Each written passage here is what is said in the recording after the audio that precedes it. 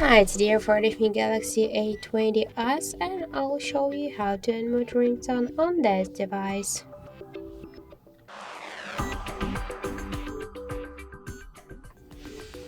So let's first open the settings and then tap to the sounds and vibration. Here click the volume section and to unmute ringtone slide to the left side this blue dot on ringtone volume panel by this way. Also, we can make it with the help of the volume buttons, but first turn off the switcher to use volume keys to change the ringtone, and now press to the up volume button and we just successfully unmute ringtone.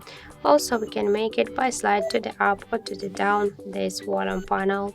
So that's it, thank you for watching, and if you find this video helpful, don't forget to leave a like, comment and to subscribe our channel.